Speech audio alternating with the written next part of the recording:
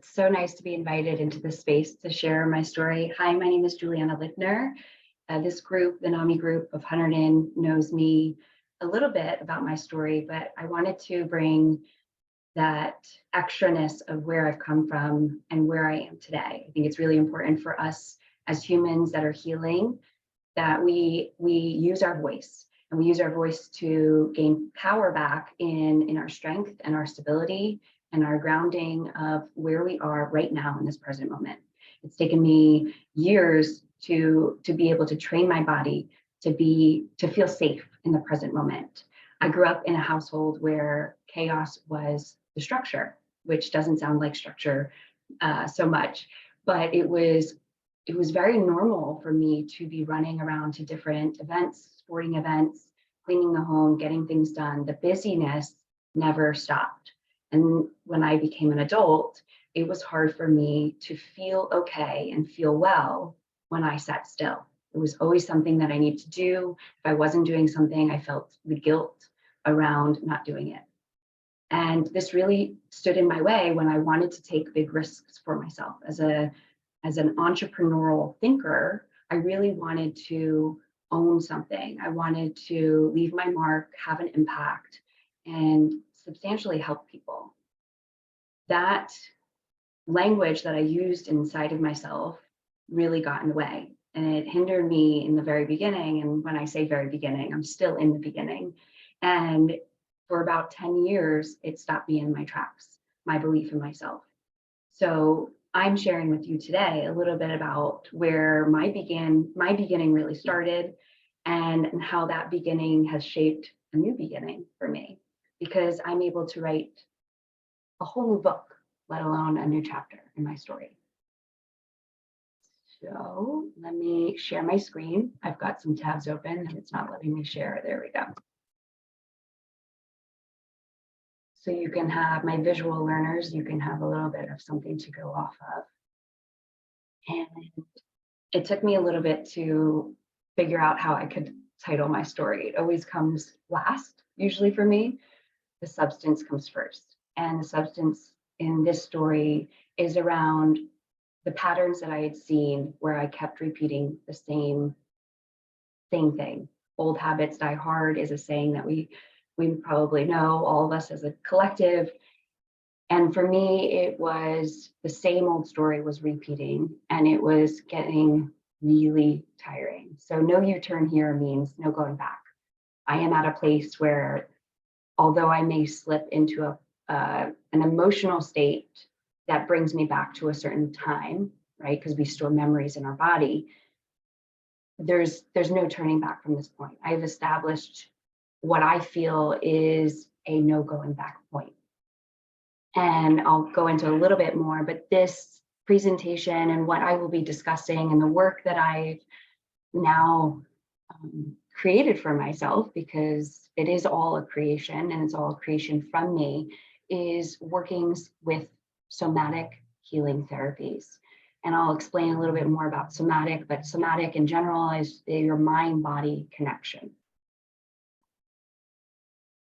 So again, my name is Juliana Lindner. I'm the owner and founder of All in Harmony and the creator behind Synchronized Mind-Body Method, where I help women interrupt their self-sabotaging loops and voices and really own their truth and step into whole body confidence.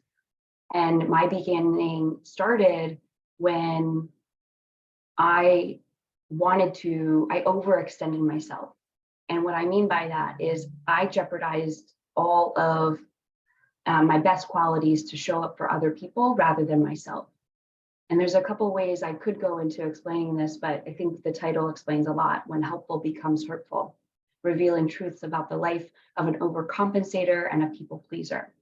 I became really good when I was younger at making sure that everyone else around me was okay, at the cost of my own happiness.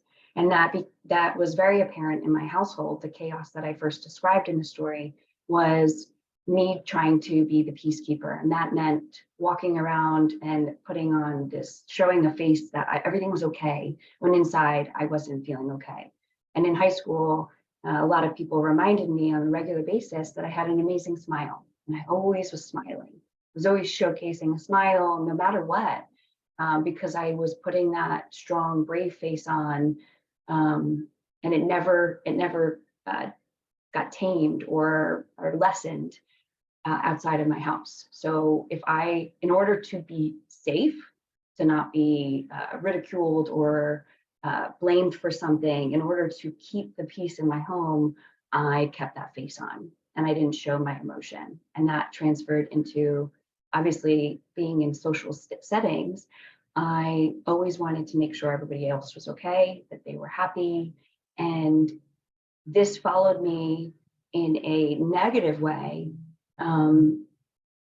all the way through the end of my teenage years into my young adult years, and especially the partners that I attracted. I saw huge potential in my partners. I would pour into their dreams and the things that they wanted to do. I would even compensate on what I liked to fit their needs and to make sure that I was fitting in with them.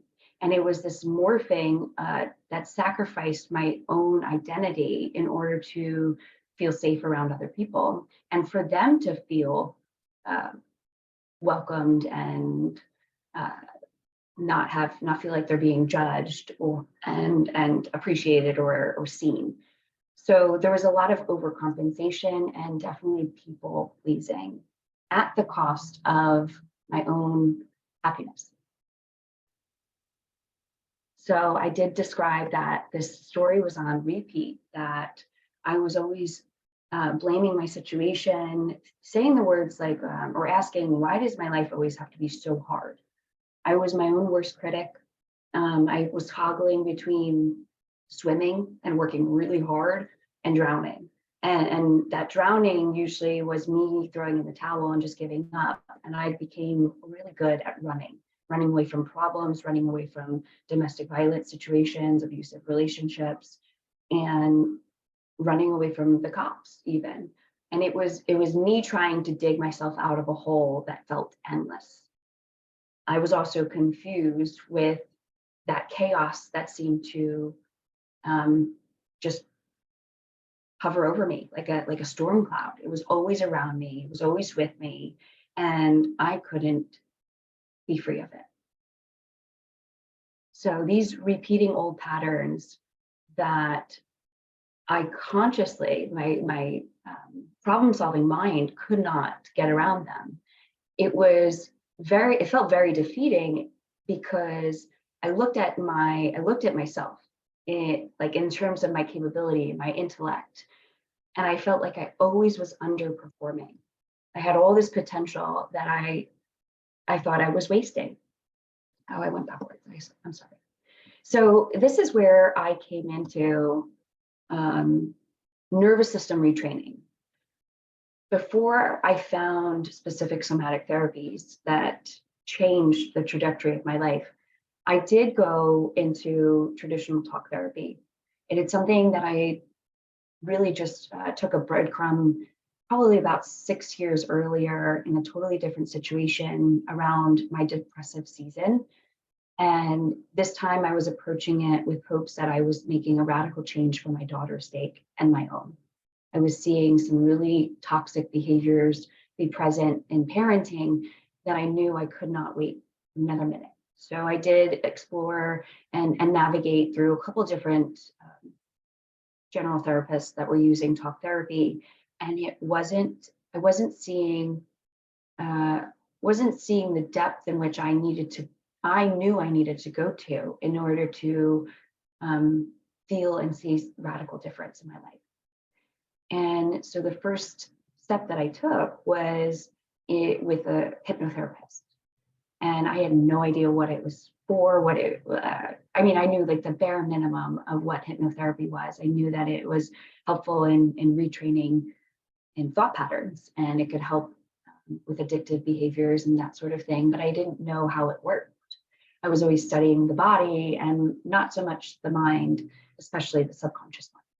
So the command center, I'm going to do a very short briefing, and I think you may be familiar with some of these terms, is specifically around the autonomic nervous system. So automatic responses in your body are broken down into two divisions: your sympathetic and parasympathetic. And your sympathetic is that immediate response that signals your body. It signals hormones, adjustments.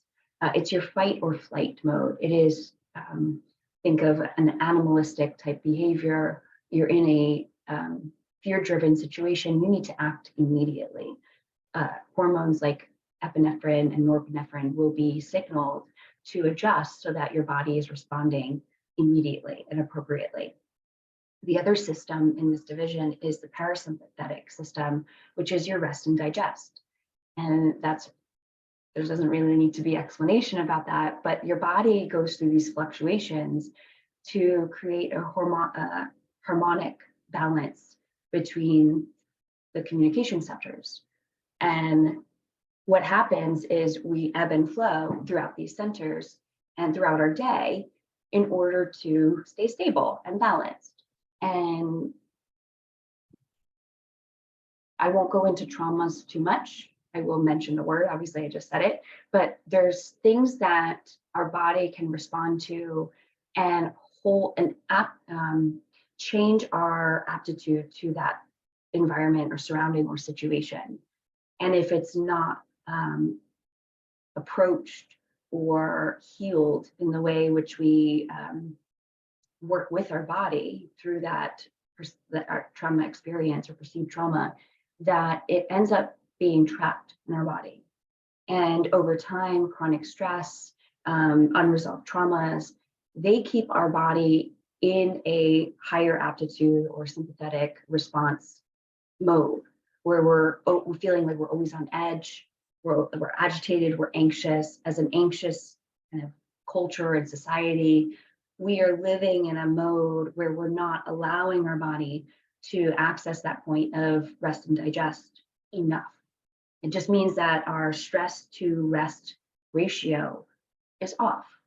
And in order to balance that, we work with the body, we work with somatic therapies, we work with the mind and body connection to harmonize the system. So these communication centers help in, we know like language as communication. There's an unspoken nonverbal language that is always happening inside of us. And that happens at the mind, body, and spirit level.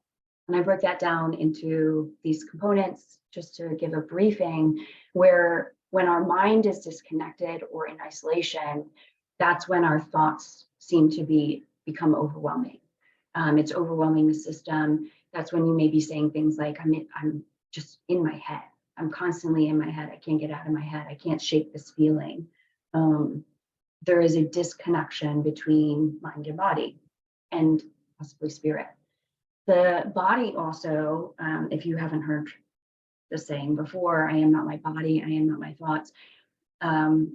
Spirit, core, the truth of you does not belong to your body. Your body is a separate vessel that allows things to flow through it. This is where energy centers exist, or what you could also term chakras. These are your energy systems, and they're in communication with each other constantly. So when they feel like something is altered, out of balance, or stuck and stagnant, there's going to be a communication cueing that is saying, this is where maybe ailments, anywhere from your mind and a migraine to your digestive tract, is telling you something and is communicating with you regularly. Now, I'm going to move from a little bit, covering my spirit section. Spirit is, I did mention that no matter your religious background, spirit is truth. It is, it's the representation of how you came into this world, how you were born with purity and unconditional love. And that is what reminds us that we're in the present. When we connect to spirit, when we connect to soul, when we connect to the divine, however you want to say it, you're connecting to the innermost part of you, and that holds the truth. It holds the truth of you. So I did want to say, I did mention limiting beliefs because that's how I started my story. Um, we do have stories that we tell ourselves of why we can't do something, why we shouldn't be doing something, or should be doing something different. And these are the voices that are inside of our head that come from different places. And then I don't want to confuse anyone, but your belief system is accumulated over the years, but specifically is acquired within the first 7 years of life. So we attach to certain beliefs in order to survive in our structure, in our society. So we're told that, the way we dress and how we act and when not to cry and how to show love and how to greet people, how to, all these types of things are shared with us on a regular basis, some that overlap and coincide with each other and some that don't. And we have to decide who we're believing and which belief system we're fitting into, knowing that certain things that we do will upset other people because it's not part of their belief system. And this establishment in our youth is something that we do hold on to and is troublesome when we go to claim something different, because our conscious mind is only operating about 10% capacity of utilization of our mind. The rest of our mind is a basis of our subconscious. Our subconscious is our formality of our belief system. It's also our memories, our stored memories, our long-term memory, and our feelings. Our feeling center lies in our subconscious. And obviously our body gives our response to these feelings. This is why changing habits is so difficult, because thinking our way into changing a habit sometimes is very difficult because our subconscious gets in the way. Can you give me one moment?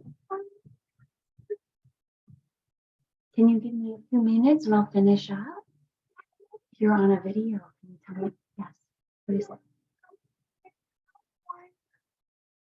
I will change it in a little bit. Okay?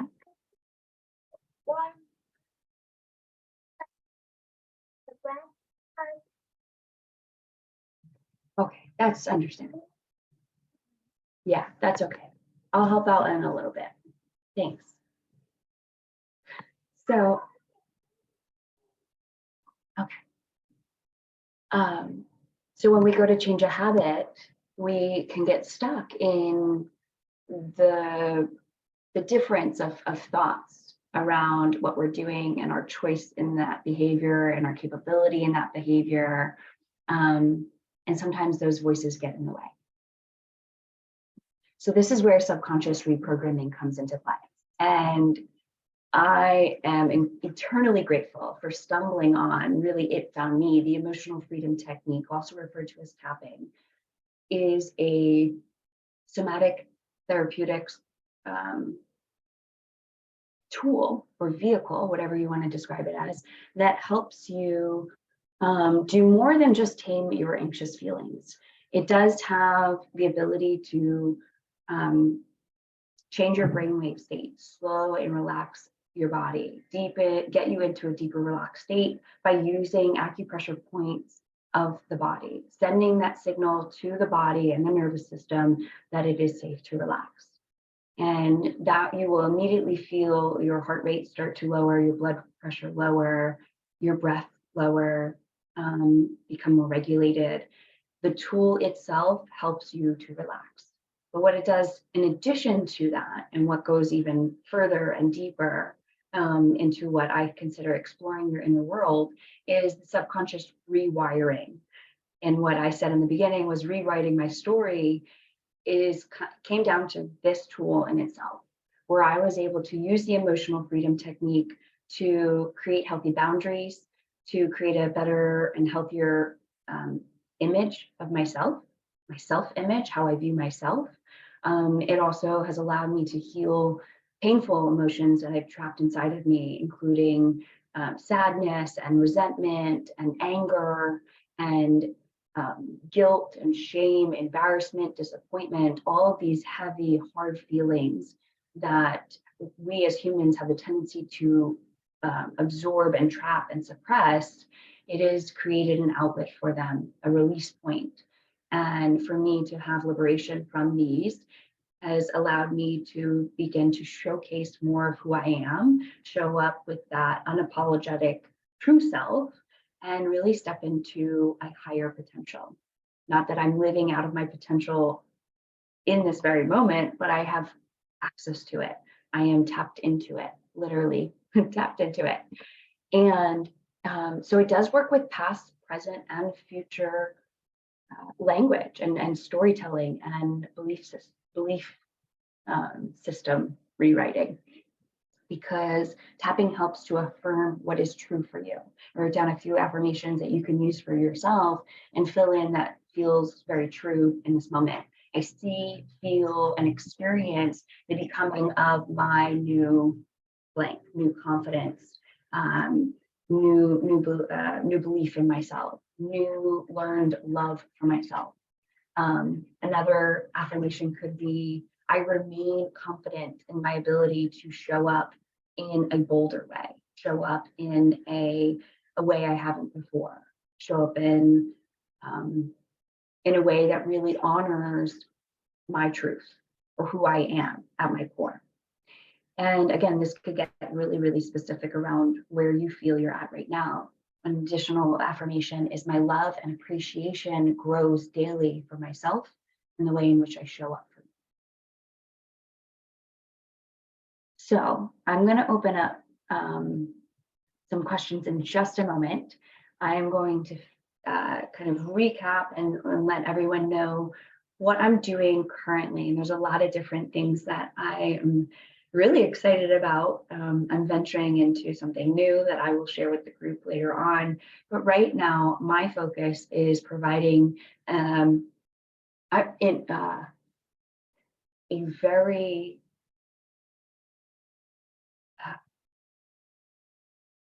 I was going to say over delivering on my service. It's a mentorship program. I include some details about the length of it, but it's really I'm setting a new standard for the coaching and mentorship industry in the sense that number one, it is self-led, it's self-leadership through accountability in the mentorship, which is a little bit of, usually either get one or the other. You either get just the accountability or you get like a course and it's completely self-led. This is where I'm helping you self-lead yourself back home to your heart, back into allowing your intuition to guide you so that you're not second guessing yourself, that you're not stuck in indecisive mode for more than you would like to be, that you recognize how appropriate the pace is for you to move through something. Any challenge or hardship or transition in your life requires you to move through something.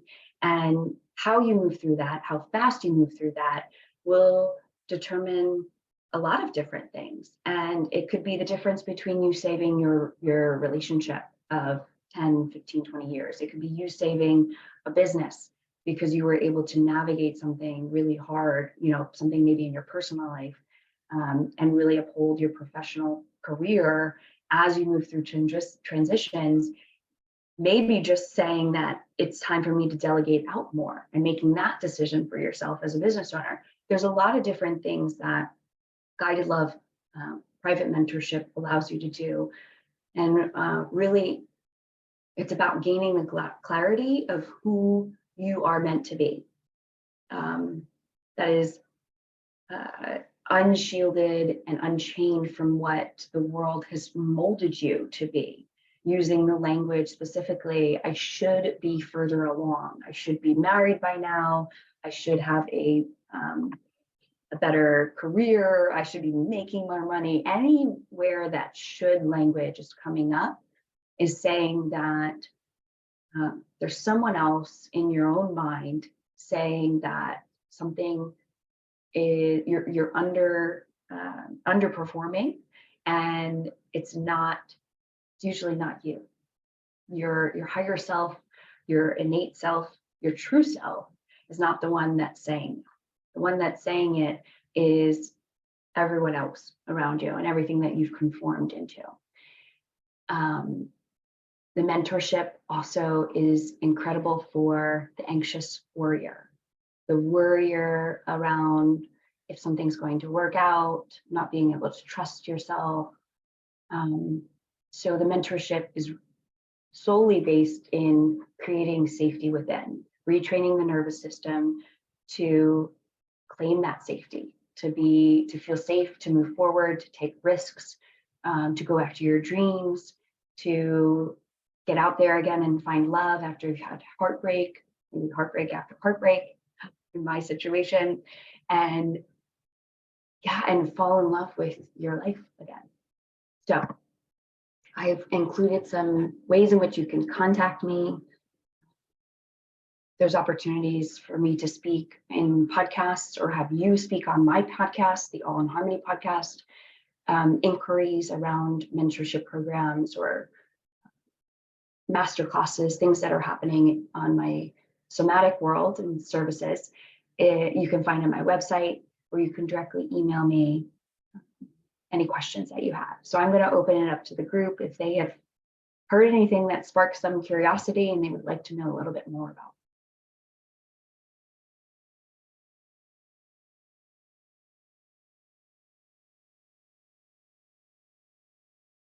Juliana, when do you find that, is there a certain age that the tapping starts to become effective?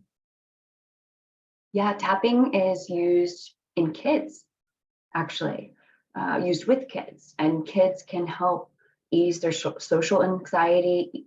Kids can help affirm, again, same thing, the truth of who they are. We're constantly bombarded by things that become language that isn't our own, and we take that on for ourselves. So using it as just like an adult would have a nightly ritual for themselves to wind down and to calm their nervous system,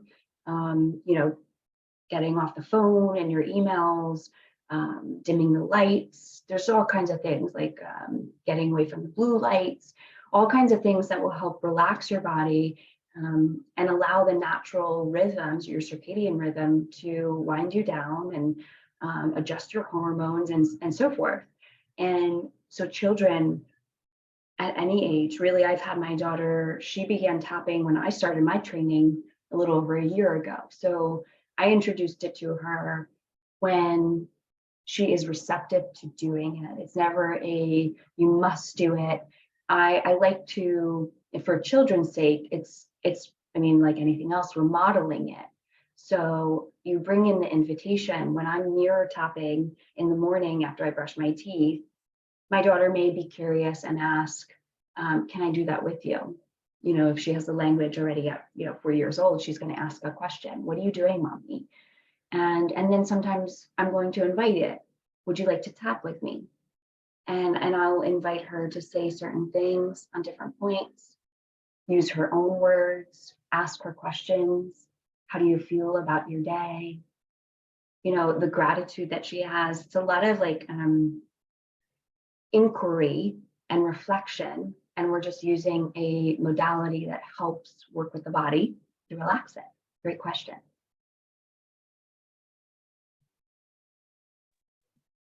Juliana, I have a question, but please keep it as brief or as long as you want, because it's a two-part question. Yeah. When you come to chakras first, do you find that people benefit from a sense of balance, a sense of sort of their whole body, aligning, when there's sometimes there's things that are out of tolerance with those chakras? Just because I'm curious, because I've been studying them a little bit myself too.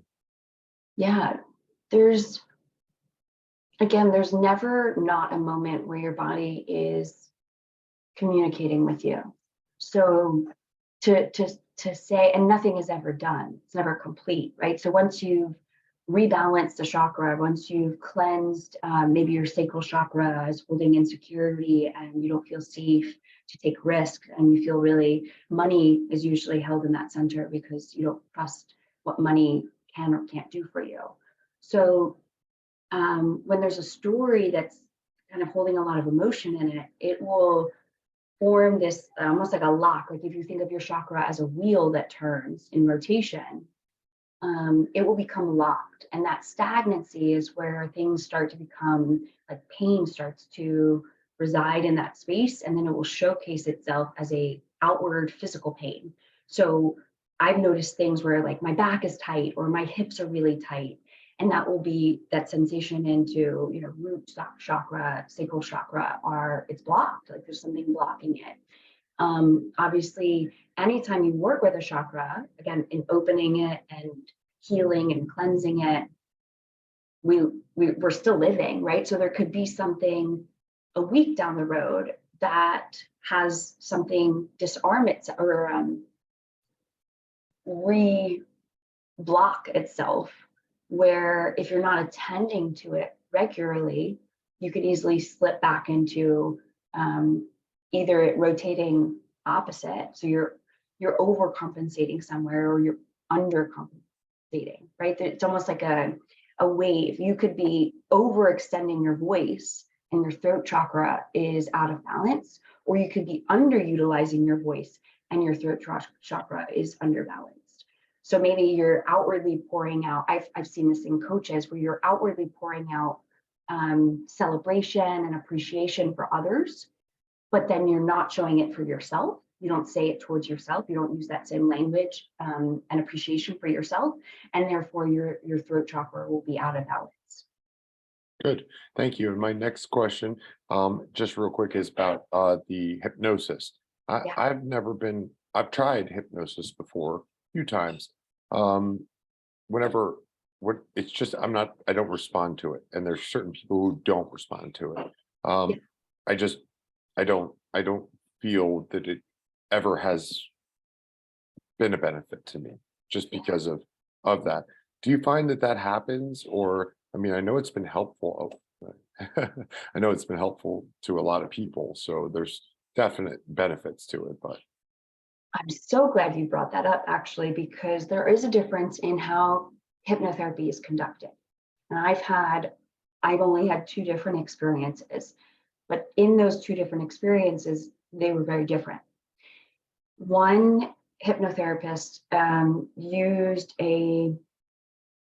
I was very present through hypnotherapy, which is the same thing. I mean, in tapping, you get into a almost hypnotic-like trance-like state because your brain waves have reduced so low where you're just above like your sleeping level. You've entered your subconscious, but you're still consciously aware of what you're thinking. So you can do that. You can have that access point and be present in hypnotherapy where you're able to be walked through something, you're responsive. My coach was asking me questions and having me say things aloud of like what I was witnessing and this memory and how it made me feel. And I was like, there was a lot of raw emotion that was coming out of it. And it was a 90-minute, almost 2-hour experience the first couple of times. The other hypnotherapy that I went through was still relaxing.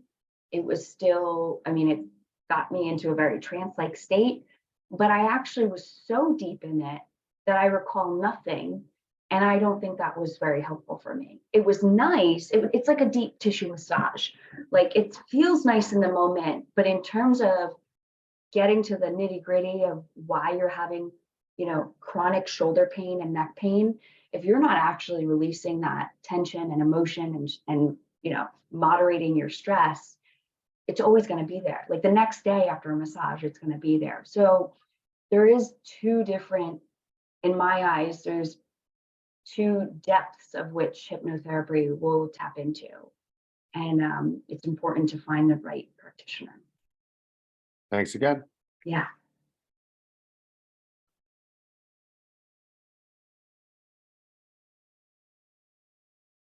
Any other questions? I've noticed I got dark in here. So Juliana, I have one question with respect to the tapping. Does that work for everybody? Do you see any kind of exception for certain people it may not work? Great question. Give me just 1 second. I'm going to turn on the light.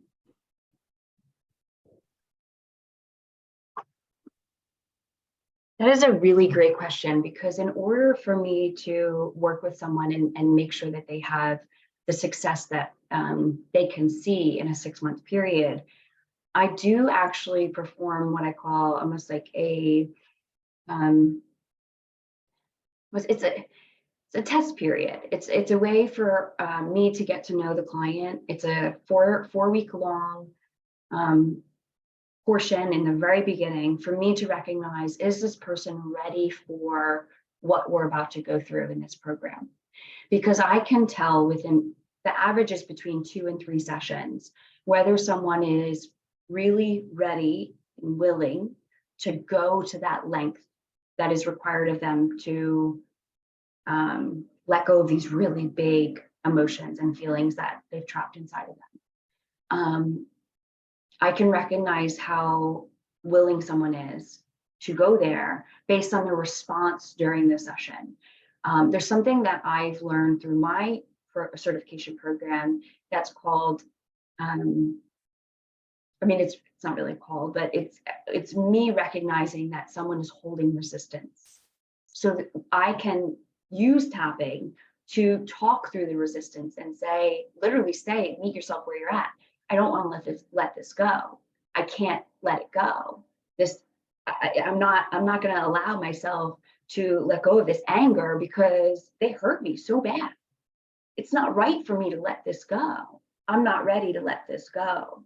It's too hard for me to let this go. And you continue to say, meet yourself where you're at in terms of the resistance. Sometimes it's just not, the person is just not there. So it does work for everyone. Where you are in your season of life will determine how quick you can move, how quick you're willing to move through something. The more, I will also say, the more you work with certain somatic modalities, your body has, my body will settle in, or I say drop in.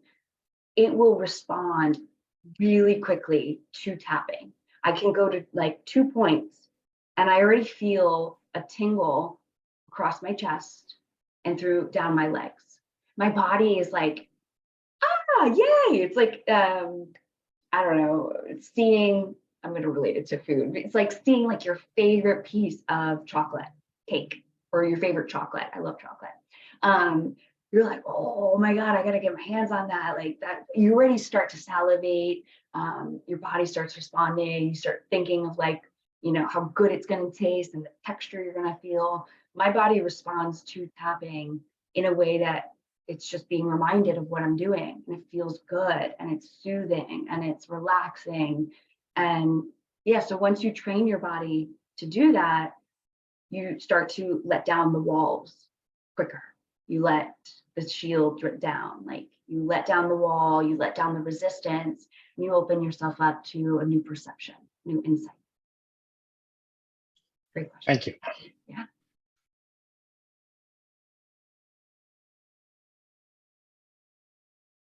I think we have room for maybe one more.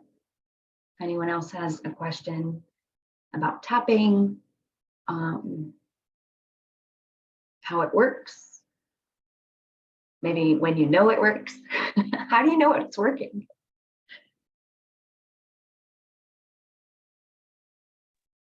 My thought was, I've heard tapping really works well and with developmental disabilities as well as mental health, people with mental health issues.